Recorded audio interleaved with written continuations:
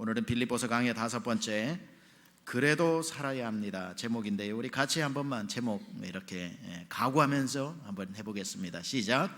그래도 살아야 합니다. 다시 한 번만요. 그래도 살아야 합니다. 제가 앞에 붙여볼 테니까 여러분 제목 읽으세요. 힘들어도, 서운해도, 삐져도, 어째도 여러분 우리는 살아야 합니다. 살아야 할 이유가 있습니다. 오늘 설교를 시작하면서 먼저 여러분 혹시 우리 성도님 중에 가까운 분들이나 가족이나 불의의 사고나 그리고 어떤 극단적인 선택으로 사랑하는 사람을 잃어버린 분들에게 먼저 주님의 큰 위로를 전하면서 남겨진 분들은 남겨진 자의 아픔이 있는데 그 모든 아픔까지도 이제는 주님 앞에 모두 맡기는 시간이 되고 자유로워지는 시간 되시기를 바랍니다. 그리고 혹시나 이 자리에 오늘은 전 성도님들을 위한 설교이기도 하지만 어떤 면에 있어서 단 한 사람을 위한 설교일 수도 있습니다. 혹시나 이 예배당에 극단적인 생각을 가지고 나오신 분이 계시다면 그 고민도 오늘 주님 앞에 맡기시고 설교 집중해서 들으시면서 생명나무에서 들려오는 주님의 음성을 듣고 다시 살아갈 힘을 얻으시기를 축원합니다. 최근에 말기암 판정을 받은 한 개그맨이 SNS에 이런 자기 소회를 밝혔습니다. 최근 유튜브에 강아지 구충제를 말기암 환자들이 먹고 치료가 많이 되었다는 얘기가 나오는 그러한 소식들이 있습니다. 이분이 지푸라기를 잡는 심정으로 그 강아지 구충제를 복용하기로 결정했다는 자기의 결심을 SNS에 이렇게 올렸습니다. 이렇게 글을 썼습니다. 지푸라기라도 잡고 싶은 심정입니다. 아침에 눈을 뜨면 너무나도 살고 싶다는 생각이 듭니다. 너무 살고 싶습니다. 이렇게 썼습니다. 참 안타깝고 응원을 합니다. 이분은 개그맨 공채로 개그맨 되기 전부터 대학로에서 공연을 할 때 우연히 제가 휴가를 나왔다가 군대에서 이분을 보고 응원을 했었습니다. 저분 참 개그맨 됐으면 좋겠다 했는데 진짜 나중에 제대하고 봤더니만 개그맨이 되어서 이렇게 활동을 하는데 지금도 제 마음에 응원하는 개그맨입니다. 신속한 치료가 일어나기를 바라고 또 기도하고 응원합니다. 모든 사람은 살려고 하는 생의 의지가 있습니다. 강력해요. 살고자 하는 몸부림은 강력한 겁니다. 여러분 우리가 누굽니까? 사람이죠. 사람이라는 뜻이 뭡니까? 살다의 명사형입니다. 사람이라는 이름 자체가 생의 의지를 담고 있는 명사입니다. 산다라는 뜻이지요. 아니 살아야 한다는 뜻이지요. 따라서 모든 사람은 살아있는 사람을 사람이라고 그러고 살아가는 사람을 사람이라고 하기 때문에 여러분 우리는 힘을 다해 살아야 합니다. 하나님께서 아담을 만드셨습니다. 독차하는 것이 보기에 좋지 않아서 하와를 만드셨다고 그랬습니다. 하와를 왜 만드셨을까요? 하와는 돕는 배필로 만들었다고 그랬는데 그러면 하와는 무슨 돕는 배필로 하는 일은 무엇일까요? 하와의 주된 업무가 뭔 줄 아세요? 살림하는 겁니다. 살림. 여자의 최고의 잡은 살림입니다. 기분 안 좋으신 여성분들도 잘 끝까지 들으세요. 살림하기 위해서 여성을 지으셨습니다. 하와의 뜻이 뭐냐면 생명이라는 뜻입니다. 따라서 아담 혼자 있으면은 이 아담이 죽게 생겼으니까 아담 살려주라고 생명이라는 하와를 만들어서 하와의 목적은 아담을 살려주는 역할, 그게 뭐냐면 살림이라는 겁니다. 여러분 살리다의 명사형으로 사람에게 쓰일 때는 사람이라고 그러고요, 행위로 쓰일 때는 살림, 살림이라는 뜻은 누군가를 살리다라고 하는 뜻입니다. 따라서 하와의 가장 큰 주된 목적은, 창조의 목적은 생명을 살리는 역할을 하는 것. 이게 여성들에게 주어진 최고의 사명이라는 겁니다. 살림하니까 그냥 지긋지긋한 것만 생각나지만 이건 살리다라고 하는 뜻이죠. 매일매일 여러분들 여성분들이 집에서 하고 있는 밥하고 빨래하고 설거지하고 청소하면 또 눈 뜨면 밥하고 빨래하고 설거지하고 청소하는 그 지긋지긋한 살림 때문에 가정이 살아나고 있는 것이고 남편도 살아있는 것이고 그 아이들도 점점 무럭무럭 자라 살아있는 것이고 그 다람쥐 쳇바퀴 도는 듯한 지긋지긋한 살림 때문에 많은 사람이 살아 있다는 것입니다. 따라서 이 살림이 굉장히 중요합니다. 비록 아무도 지금 여성분들이 아멘 안 하고 있지만 이게 여러분들의 사명입니다. 이곳에 모여있는 남자분들은 여성분들에게 다 감사하셔야 됩니다. 살림 때문에 우리가 살아있는 겁니다. 이만큼이라도. 우리는 의식적이든지 무의식적이든지 우리는 다 생을 향한 이 불타는 열망이 있다고요. 다 죽고 싶다 그래도 그 말은 살고 싶다는 거에 동의합니다. 아무리 자살을 생각하고 나 오늘 죽어야지 하고 길거리에 나와서 횡단보도를 건널 때도 차가 오나 안 오나 살펴보는 게 사람이라는 겁니다. 자살하러 나와도 차가 오는 걸 피해서 가는, 죽어야지 하다가도 미끄러지면 죽을 뻔했다 이렇게 얘기를 하는 게, 이게 자기도 모르는 생의 의지가 담겨져 있는 겁니다. 100세 넘으신 어르신들도 죽어야지, 이제는 죽어야지 하시면서도 건강 채널만 계속 보시는 이유가 거기에 있는 겁니다. 나이에 상관없이 모든 사람은 생의 의지가 불타오르고 있다는 겁니다. 그러니 사람이지요. 사람이 살아있으니 사람이고 살아야겠기에 사람인 것이고, 살다의 명사형이 사람 아닙니까? 하나님은 다 저마다에게 수명을 주셨는데 그 수명 다 하는 게 사명이지요. 그 수명 주신 대로 누리는 게 사명인 거지요. 하나님이 살아라고 주신 삶을 우리가 어떻게 내려놓고 포기할 수 있겠습니까? 매주마다 저에게 이메일로 목회 데이터 통계가 목회 데이터 연구소에서 전달됩니다. 최근에 몇 주 전에 받은 통계에 보니까 가장 최근 데이터죠. 자살에 대한 데이터가 날라왔습니다. 한국인 1일 하루 자살이 37명입니다.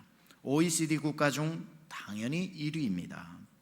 남자가 여자보다 자살이 2.6배나 높게 나왔답니다.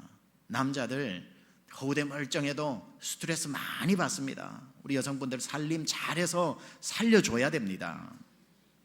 특이한 점은 70대 이상의 고령에서 점점 자살이 높아지고 있다는 겁니다. 은퇴는 했는데 살아갈 날이 수십 년 아직 남았는데 그 지탱할 재정적인 여력이 없으니까 극단적인 선택을 또 하게 되는 겁니다. 또 10대 청소년 자살률이 지난 1년 동안 22%가 증가를 했습니다.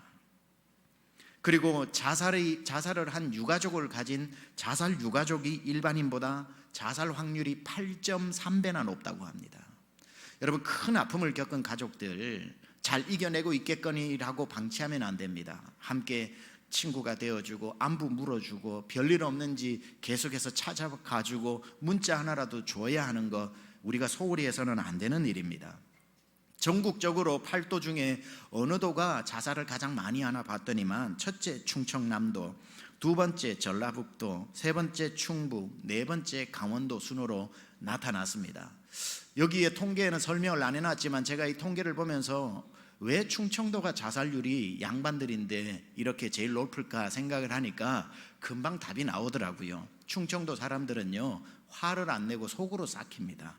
그래서 뭔 일이 있어도 늘 하는 말이 괜찮아요, 괜찮아요. 안 괜찮은 거예요. 말만 그런 거고요. 괜찮아요, 냅둬요, 괜찮아요 하고 집에 와서는 그게 속으로 곪아가지고 밖으로 표출을 못하니까 극단적인 선택을 하는 거지요. 괜찮아요, 괜찮아요 한다고 절대 괜찮은 거 아니니까 주변에 여러분 아시는 분 중에 충청도 분 계시면은 절대 그 말에 속지 마시기 바랍니다. 근데 놀랍게도 이렇게 보다 보니까 순위에 안 들어간, 순위의 꼴찌가 누구냐면 경상도 사람입니다. 경상도 사람은 잘 자살을 안 하는데 왜 그럴까 생각해 봤더니만 속으로 안 삭혀. 경상도 사람은 화나면 마치 아프라, 마치 아라마 그러면서 다 그냥 스트레스 풀어버리고 남 탓 돌려버리고 속으로 별로 삭히지 않으니까 이 별로 속이 곪지를 않는 것 같아요. 냅둬요, 괜찮아요, 괜찮아요 하면 괜찮은 거 아닙니다. 많이 가진다고 사람이 행복한가? 그것도 아니죠. 적게 가졌다고 불행한가? 또 그것도 아닌 것 같습니다. 다 가져도요, 죽자고 생각하면 죽을 일이 100가지고요, 하나도 더 가진 것 없어도요, 살고자 하면 살아야 될 이유가 100가지입니다. 그래서 많이 못 가졌다고 죽을 일도 아니고 많이 가졌다고 방심할 일도 아닙니다. 저는 참 김창옥 교수 그분을 참 좋아하는데요, 기회가 되면 우리 교회도 모셔서 한번 이렇게 전도 집회 때, 이분이 집사님이시니까, 근데 가끔씩, 자주는 못 듣지만 이분 강연을 듣는데 예전에 아주 오래된 영상을 이제 오래전에 봤는데, 그분이 자기가 하는 포프리션가 거기에서 지나가듯이 했던 재밌는 말이 있습니다. 그분이 이렇게 얘기를 하는 거예요. 삶의 만족도, 행복에 대해서 얘기하면서, 여러분 강남 산다고 다 행복한가요? 이렇게 얘기를 하더라고요. 물론 여기 강남은 우리가 살고 있는 강남일 수도 있지만 한국에서는 성공과 부귀의 대명사가 되었기 때문에 그런 식으로 이해를 하시면 될 것 같습니다. 여러분 강남 산다고 다 행복한가요? 그럼 강북 살면 다 불행한가요? 나 강북 살아요 그러더라고요. 그러면서 강남이 자살률이 많아요, 강북이 자살률이 많아요. 그렇게 행복한데 강남이 자살률이 많아요. 강북 제가 사는데 아무도 안 죽어요. 아무도 안 죽어요. 자살 안 해요. 강남 자살해요, 강북 자살 안 해요. 대신 타살이 많아요 그러더라고요. 그분 얘기입니다. 그분 얘기. 그러니까 조금 만약에 혹시 덜 가져도 남은 죽일지라도 나는 안 죽이는 건강한 자아상을 가지고 산다는 거예요. 물론 남도 죽이면 절대 안 되지만, 그분만의 유머 코드지만 참 그 말을 듣고는 기억에 오래 남습니다. 예, 많이 가지면 행복한가요? 행복의 조건은 될 수 있겠지만 절대적인 행복을 보장해 주지는 못하죠. 없다고 해서 다 그러면 사람이 불행한가요? 불편하지만 그래도 행복 지수가 왜 또 못 사는 나라들이 높을까요? 다 행복은 그런 데 있지 않더라는 겁니다. 여러분이 풍성했다가 곳간이 비었다고 극단적인 선택을 할 일이 없습니다. 절대로. 이 중에 혹시 생을 포기하고 싶은 극단적인 생각이 드는 분들이 이곳에 와 앉아 있다면 부탁드립니다. 힘을 다해 사십시오. 힘이 없어 죽게 생겼는데 지금 목사님이 힘을 내라는 게 말이 됩니까? 아니, 여러분 힘 말고요, 우리의 힘 대신 하나님 손을 붙잡으시라고요. 느헤미야 8장 10절에 여호와를 기뻐하는 것이 너희의 힘이라고 했으니, 내 힘 가지고 살아봤으면 내 힘은 있다가도 없다가도 엎치락뒤치락 하는 거 내 힘에 실망 많이 해봤잖아요. 그러니 이제는 내 힘 붙들고 교만하지도 말고 내 힘 없다고 절망하지도 말고, 영원히 변치 않는 나의 힘이 되신 여호와여, 내가 주를 사랑하나이다. 주는 나의 힘이시요, 주는 나의 반석이시요, 주는 나의 피할 바위시요, 주는 환난 날에 만날 큰 도움이시라. 그 힘 되신 하나님을 만나고 일어서시기 바랍니다.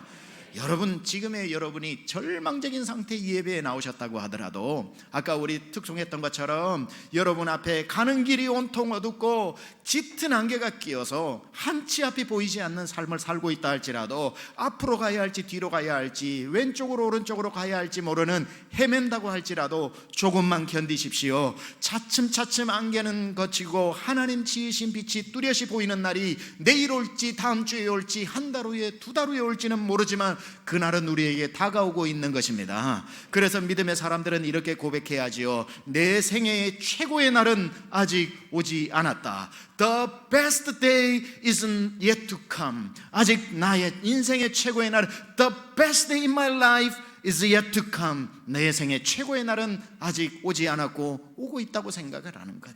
아무리 짙은 안개가 끼어도 하나님이 지으신 내 생의 최고의 날은 뚜벅뚜벅 나를 향해 걸어오고 있는 중이라는 것을 믿으시기 바랍니다.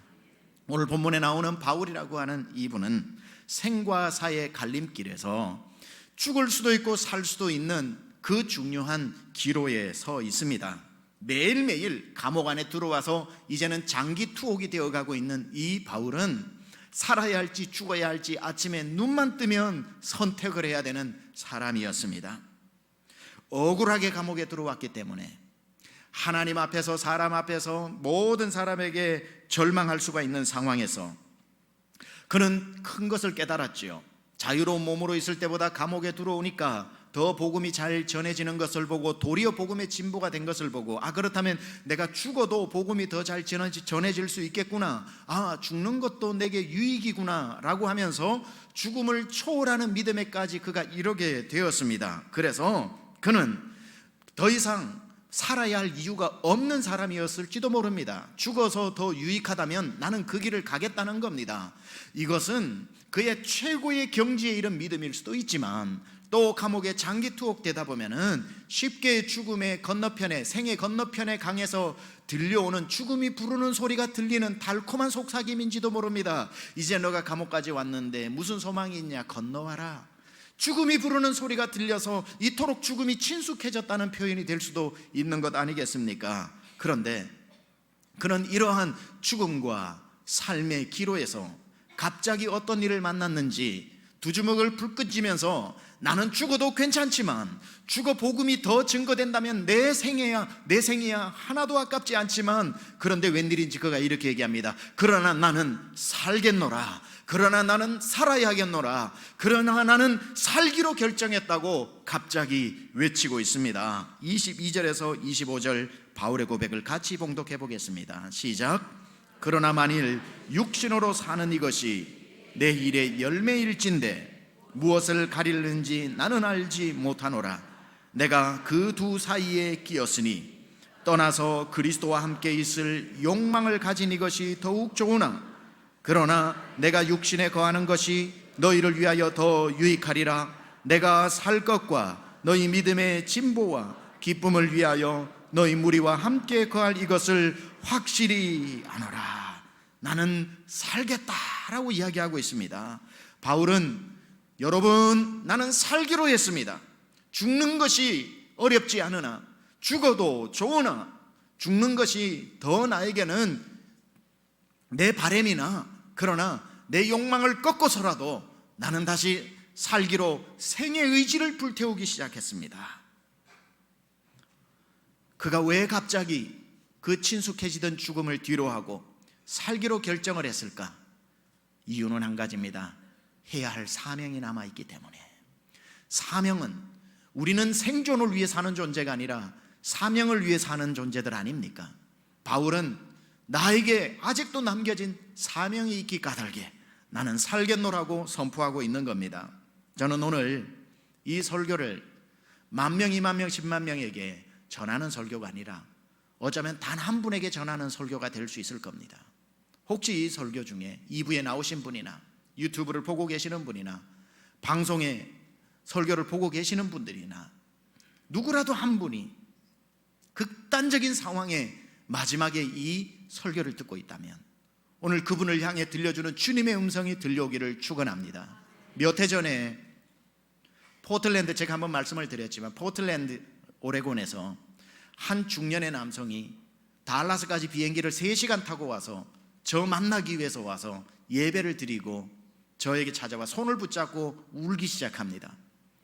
그러면서 당신의 그 중년의 남성이, 중노년이죠, 남성이 자기 사연을 이야기하는데, 목사님, 제가 미국 와가지고 사업을 하다가 완전히 망해서 우리 자녀 둘 아내 두고 완전히 살아갈 길이 없어서 포틀랜드에서 한 4시간 떨어지는 데 가서 폐가를 수리하면서 하루 벌어서 용돈을, 생활비를 집으로 보내고 있는데, 이 사업이 망해서 늘어나는 빚 때문에 감당이 못 되어가지고 이제는 죽어야 되겠다 생각을 하고 겨우겨우 10만 원, 12만 원, 100불을 모아서 다시 4시간 운전을 해서 집에 가서 우리 4식구 밥 한 끼 사주고 돌아와서 죽어야 되겠다 생각을 하고 운전해서 가는 길에 도대체 언제 어디서 왜 목사님의 설교 CD가 제 차 안에 들어와 있는지 몰라도 그 설교 CD를 듣는 중에 목사님이 제가 운전하는 내내 살아야 된다는 메시지를 전해서 차를 길가로 운전해 놓고 엉엉 울면서 하나님이 나보고 살아라 그래서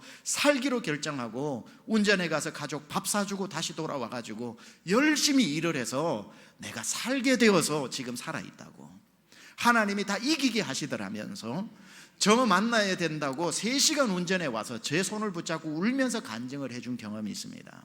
단 한 분, 이 설교가 단 한 분에게만 전달되어져서 그분이 사의 찬미에서 생의 찬미로 노래가 바뀔 수만 있다면 오늘 이 설교는 주님께 칭찬받을 설교라 생각합니다.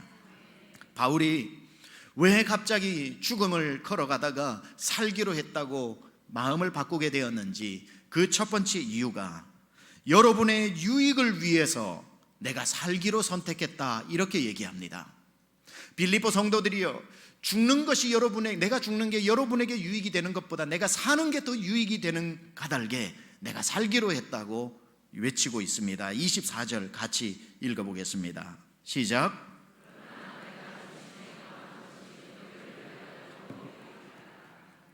내가 육신에 거하는 것이 너희를 위하여 더 유익하리라.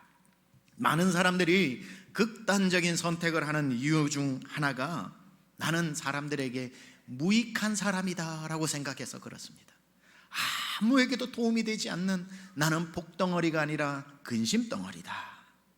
더 이상 아무도 날 필요로 하지 않고 내 자신이 생각해도 나는 필요 없는 존재가 되어서 사라져 주는 게 돕는 것이다 라고 생각하는 사람들이 있다는 거지요. 모든 사람이 나를 불편하게 생각하고 나만 가면은 갑자기 불편한 기색을 보이고 아무도 내가 가는 곳에 나를 반가워해 주지 않고 나는 그 누구에게도 유익을 주지 않는 부유물과 같고 잉여인간과 같은 그러한 사람이 되었다 생각할 때 극단적인 선택을 하는 겁니다. 그런데요, 그런 생각이 딱 되면요 마음에 틈이 생기는 거거든요. 야고보서에서 말씀하지요, 마귀에게 틈을 주지 마라 그랬습니다. 여러분, 마음에 조그마한 틈이 생기면 그 틈으로 마귀는 잽싸게 들어와 가지고 그 틈을 벌려 놓습니다. 나는 필요 없는 존재야 라는 틈이 생기면 마귀는 그 틈으로 들어와서 그걸 확신 가운데 확신을 불어 넣어 줍니다. 사탄이 속삭이죠. 네 말이 맞아. 아무도 널 원하지 않아. 네 말이 맞아. 넌 아무도 널 필요로 하지 않아. 넌 더 이상 필요하지 않고 넌 유익하지도 않아. 너 때문에 가족들 얼마나 고생하니? 너 때문에 직장 동료들이 얼마나 고생하니? 네가 존재하는 자체가 민폐야, 민폐. 계속 내 마음에 틈만 주면 틈 사이로 들어와서 틈을 벌려놓고 있는 겁니다. 아무도 널 찾지 않아. 아무도 널 반가워하지 않아. 아무도 네가 오길 기다리지 않아. 그러니 이제 그만 끝내 이러는 겁니다. 이제 그만 끝내. 사탄이 들려주는 소리를 들어서는 안 되는 거지요. 그러나 하나님은 그 순간에도 하나님은 그 사람에게 뭐라고 말씀하시는 줄 아세요? 이사야 41장 10절에 뭐라고 우리를 향해 말씀하시는지 같이 읽어봅니다. 시작. 두려워 말라. 내가 너와 함께함이니라. 놀라지 말라. 나는 내 하나님이 됨이니라. 내가 너를 굳세게 하리라. 참으로 너를 도와주리라. 참으로 나의 의로운 손으로 너를 붙들리라. 누구 소리 들어야 됩니까? 누구 소리 들어야 됩니까? 내 귀에 들려주는 마귀의 소리, 넌 무익한 존재야, 넌 필요 없는 존재야, 너는 존재 자체가 민폐야, 끝내 라는 말을 들어야 합니까? 아니면 너는 두려워하지도 말라, 놀라지도 말라, 내가 너와 함께함이라, 내가 너를 굳세게 하리라, 내 오른손으로 너를 붙들리라. 누구 소리를 들어야 합니까? 지금 절망하시는 분들, 극단적인 생각을 하시는 분들, 일주일 내내 무슨 소리 듣고 그 생각을 하고 계시냐고요? 하나님이 에덴 동산에 많은 실과를 만드시고 두 개의 나무를 만드셨지요. 생명나무와 사망의 나무. 먹고 영원히 살게 하는 생명의 나무와 먹는 날에는 정령 죽게 되는 선악과를 만들었지요. 죽게 되는 선악과는 따먹지 말랍니다. 죽으니까. 먹으면 영원히 사는 생명나무는 As many as you can, 먹고 싶은 대로 따먹으라 합니다. 살아야 하니까. 하나님은 우리를 살려주시려고 생명나무만 먹으라고 그랬습니다.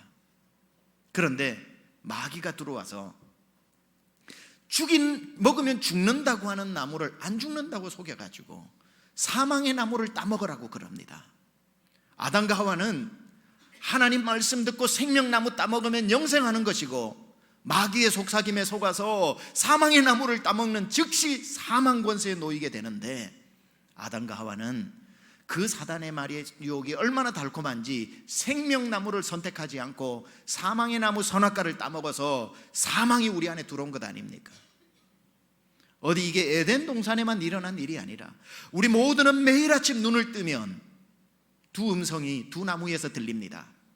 생명나무에서 내가 오늘 너를 살게 하리라, 네가 살고자 하면 살 길을 열어주리라.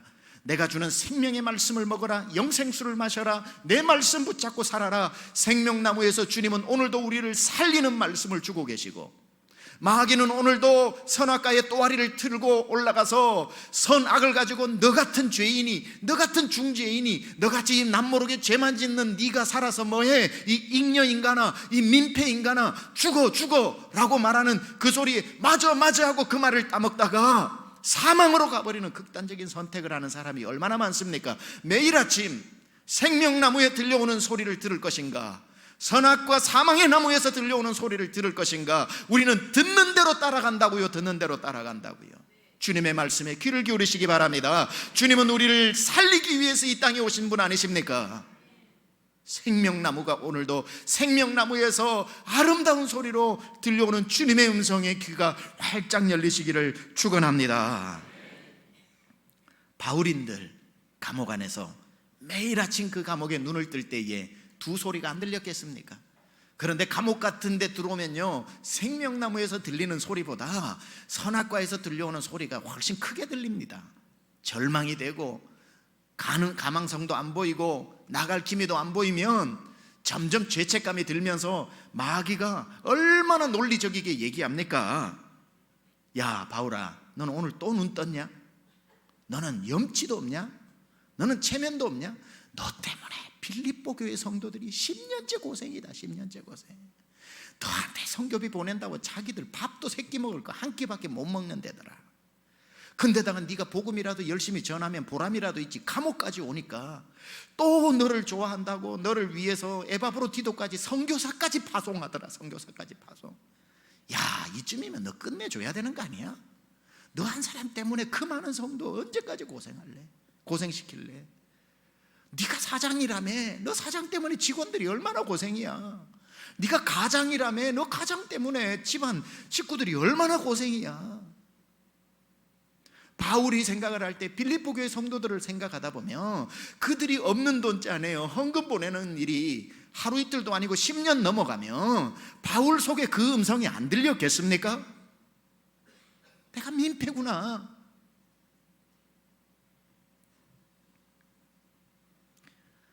그런 생각이 들었으면 자기는 생애 이 강너머에서 죽음이 부르는 소리가 더 친숙해졌을 겁니다. 그래, 나은 사람 없는 게 훨씬 더, 뭐 내가 복음 안 전한다고 전할 사람 없나?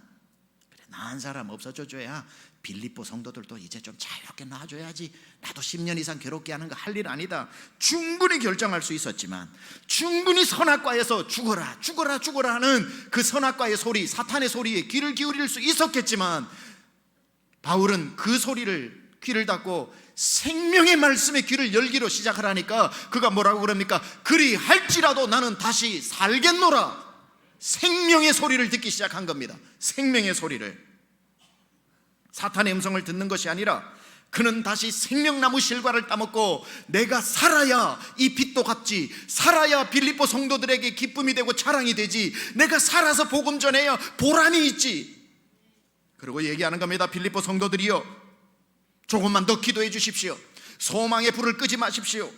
여러분의 기도와 섬김과 헌신이 반드시 주님이 기억하실 것입니다. 여러분의 그 기도와 섬김 때문에 나는 다시 살아나게 될 것입니다. 다시 이 감옥을 나가게 될 것입니다. 그리고 또 복음을 전하게 될 것입니다. 저는 반드시 살 것을 약속드리니 여러분 계속 기도해 달라고 그들에게 오히려 뻔뻔하리만치 다시 손을 내밀고 함께 가자고 동력의 손을 내밀고 있는 겁니다. 살려면 때로는 뻔뻔해야 됩니다.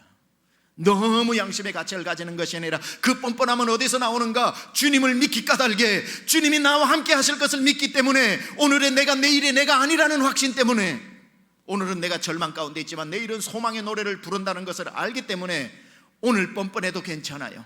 주님이 함께 하시기 때문에, 안개는 거칠 것이기 때문에, 이 또한 지나갈 것이기 때문에, The best day is yet to come. 나의 최고의 날은 아직 오지 않았기 때문에. 여러분 자신만 스스로 필요 없는 존재라고 생각 안 하면, 이 땅에 여러분을 필요 없는 존재라고 생각하는 사람은 아무도 없습니다. 누가 여러분을 필요 없는 존재라고 생각합니까? 자기만 그렇게 생각하는 거예요. 자기만. 두 번째, 바울은 내가 살아야 할 이유를 이렇게 외칩니다. 내가 살아야 할 또 하나의 이유는 당신들에게 기쁨을 주기 위해서다. 이제는 유익 차원을 넘어서서 기쁨 차원, benefit을 넘어서서 joy, 기쁨을 주는 존재가 되기 위해서 살아야겠답니다. 25절 읽어봅니다. 시작.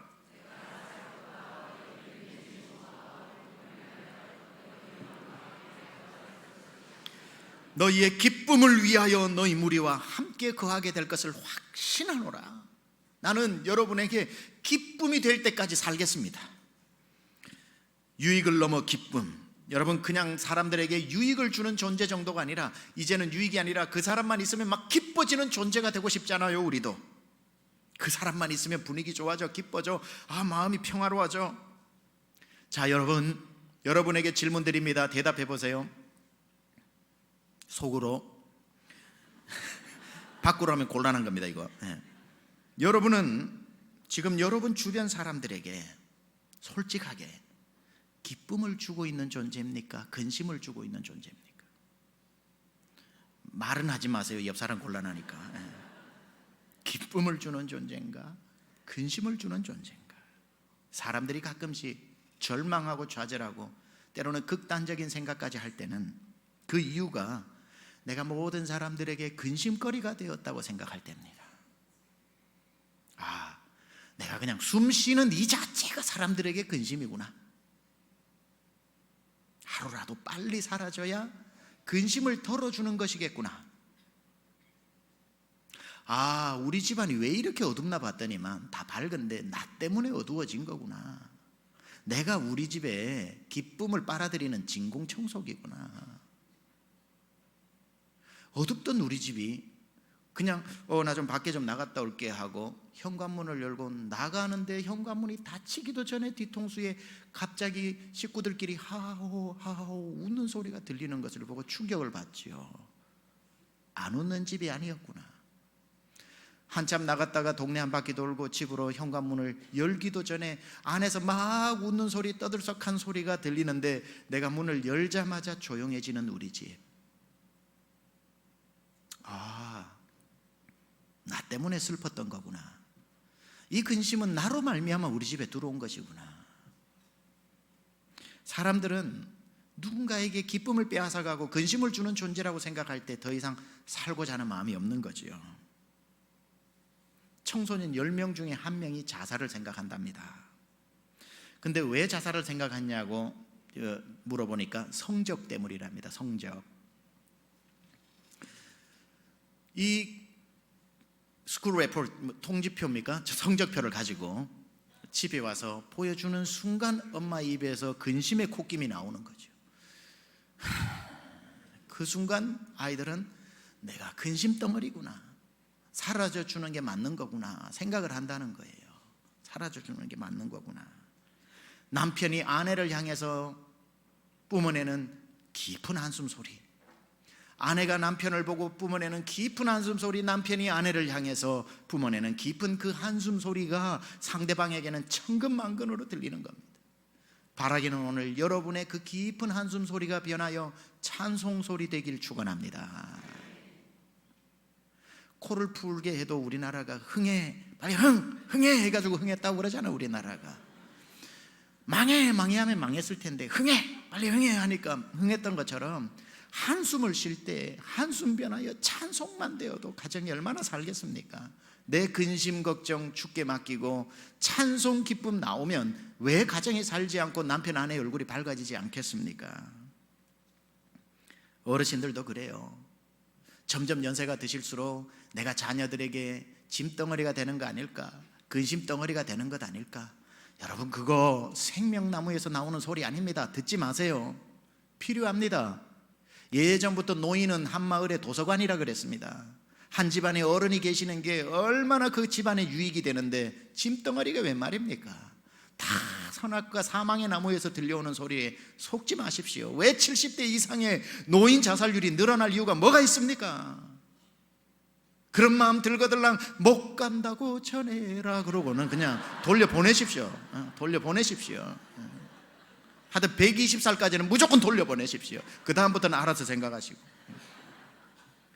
사람들이 근심을 한다고 그래도 왜 여러분 그 근심을 혹시나 한다고 그래도 너무 근심 때문에 부담 느끼지 마십시오.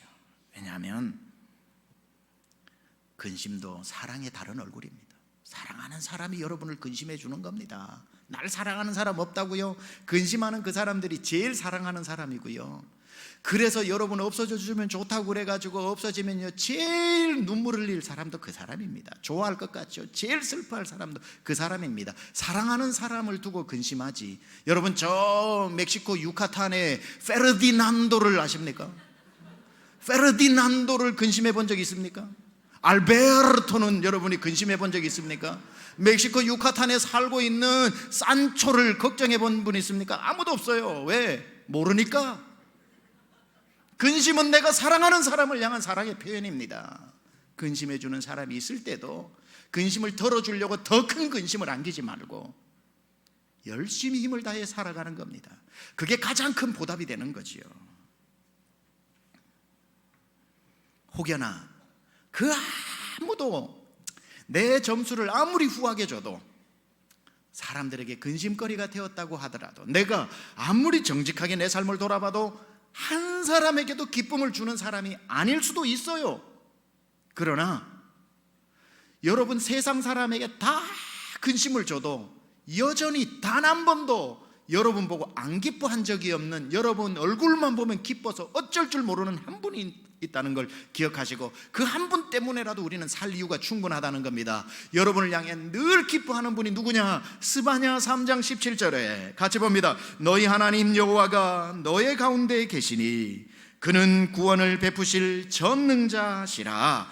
그가 너로 인하여 기쁨을 이기지 못하여 하시며 너를 잠잠히 사랑하시며 너로 인하여 즐거이 부르며 뭐 하시리라? 기뻐하시리라. 주님 한 분이 You are okay 하시면 되지 뭐. Everybody says you are not okay 해도 주님 says you are okay 하면 되는 것 아닙니까? 주님이 우리를 기뻐하신다는데 누가 뭐라 하리요? 마지막으로 바울이 내가 살아야 할 이유를 이렇게 말씀합니다. 나는 여러분의 자랑거리가 되어야 하기 때문에 살겠습니다. 이제는 유익이 되는 차원을 넘어, 기쁨이 되는 차원을 넘어 여러분의 자랑거리가 될 때까지 나는 살아있겠습니다라고 얘기합니다. 우리 한번 본문을 읽어보겠습니다. 26절 시작.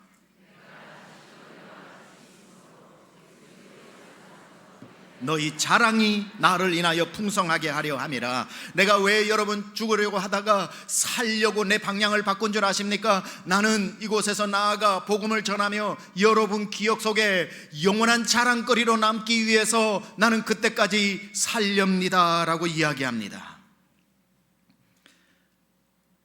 바울이 감옥에서 죽었다면 빌립보 성도들의 그 지난한 세월 동안에 섬겼던 수고와 헌신이 부끄러움과 수치와 아니면 애서 사람들 앞에서 얘기를 하지 않는 그런 어느 정도의 아픈 추억이 될 수 있겠지만, 바울이 살아서 복음을 전하다가 순교로 주님 앞에 부름을 받는다면 얼마나 큰 자랑거리가 되겠습니까? 여러분 한번 생각해 보세요. 빌립보 교회는 역사 속에서 사라졌지만 만약에 지금까지 2000년 동안 역사를 이어왔다면, 여러분이 소아시아로 성지순례 가셨다가 그 빌립보 교회, 물론 지금 마게도냐 지역이지만 성지순례를 가서 빌립보 교회를 방문했는데 2000년 동안 이어져 오는 빌립보 교회 성도들이 이렇게 앉아 있다고 합시다.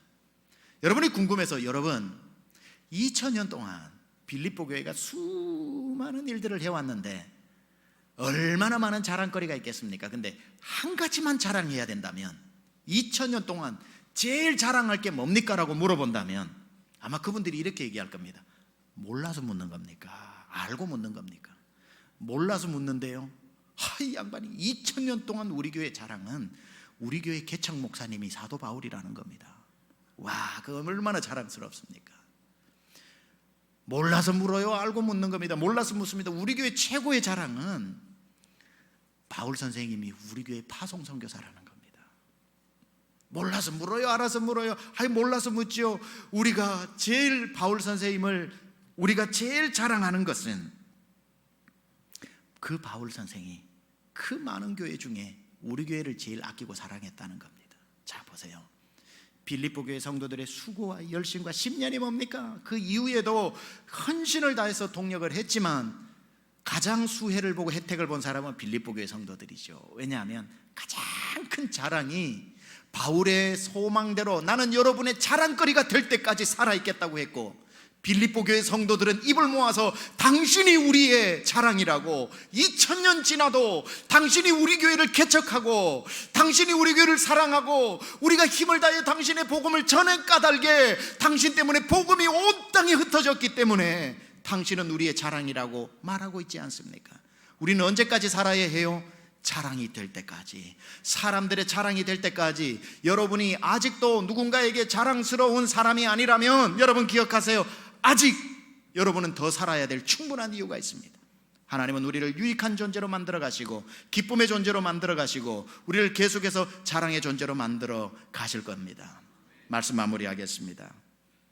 우리가 결정적으로 우리의 생명을 우리 마음대로 해서는 안 될 것은 이것 때문입니다. 여러분은 이미 죽었기 때문에, 나는 이미 죽었기 때문에 더 죽을 생명이 없습니다. 나는 예수 그리스도로 말미암아 죽었고 내 안에 예수님이 사는 이 생명은 내가 어떻게 할 수 있는 생명이 아니라는 걸 기억해야 됩니다. 내 안에 있는 이 생명은 날 사랑하사 날 위해 죽으신 예수 생명이기 까닭에 나는 살아도 주를 위해, 이제는 죽어도 주를 위해 살아야 하는 주님께 묶인 몸이니 오늘도 날 살리기 위해 당신이 대신 죽어주신 그 생명을 봐서라도, 날 살려주신 주님의 그 은혜를 생각해서라도 여러분의 삶을 멋지게 지탱해 나가시고 힘있게 살아나시고 살고자 하는 자에게 살리후 1000가지 만가지 주실 그분의 은혜를 기억하면서 오늘도 힘있게 일어설 수 있기를 우리 주 예수 그리스도 이름으로 축원합니다. 우리 찬양팀 올라오셔서 이 찬양 예전에 한번 불렀는데 잘 모르실 수도 있어요. 그러나 이 찬양이 우리에게 너무나도 은혜스럽습니다. 날 살리기 위해 예수님 대신 죽어주셨는데 그것 때문에 나는 살아야 할 책임만 있지 죽을 권리가 없습니다. 주님의 은혜를 생각하세요. 생명과 바꾼 주의 사랑을 잊지 않게 하소서. 나를 위해 흘렸던 주의 눈물 잊지 않게 하소서. 감사합니다. 주님 고맙습니다. 그 사랑 때문에, 그 눈물 때문에 주 앞에서 예배합니다. 우리 찬양을 몇 번 우리 한번 부르고 우리 기도로 마치겠습니다.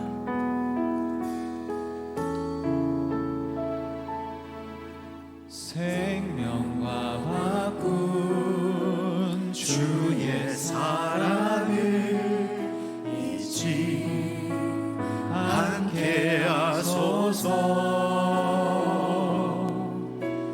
나를 위해 흘렸던 주의 눈물 잊지 않게 하소서. 생명과 바꾼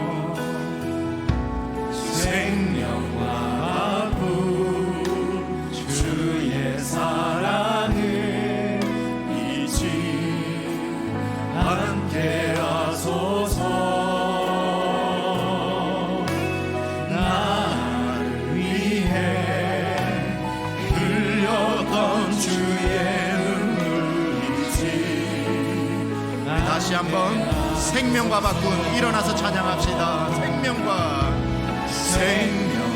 바꾼 주의 사랑을 잊지 않게 하소서. 나를 위해 흘렸던 주의 눈물 잊지 않게 하소서. 감사합니다. 주님 고맙습니다. 감사합니다. 주님 고맙습니다. 그 사랑 때문에, 그 눈물 때문에 주 앞에서 예배. 감사합니다. 주님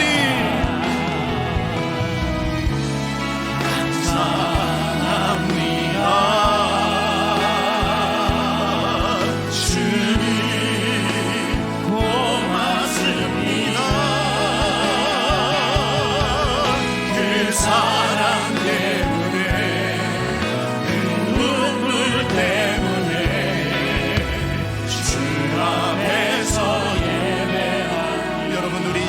번만 같이 기도하는데요.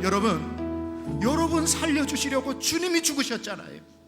대신 죽어 대속의 은혜로 날 살아라고 당신의 귀한 생명까지 버리시면서 날 살려주셨는데, 내가 어떻게 내 생명을 하찮게 아무리 힘들어도 그렇게 버릴 수가 있습니까? 주님이 오늘도 우리에게 생명나무에서 말씀하시잖아요. 내가 도와주겠다. 내가 너를 굳세게 하겠다. 내 오른손으로 너를 붙들어 주겠다. 오늘 주님의 힘의 능력의 손을 붙잡고 다시 일어서시기 바랍니다. 나의 힘이 되신 여호와여, 내가 주를 의지합니다. 나의 구원의 뿌리시오 산성이시오 피할 바이시오 환난 날에 만날 큰 도움이 되신 주님 앞에 이 시간 주여 한번 부르고 다시 한번 주의 능력을 붙잡겠습니다. 주여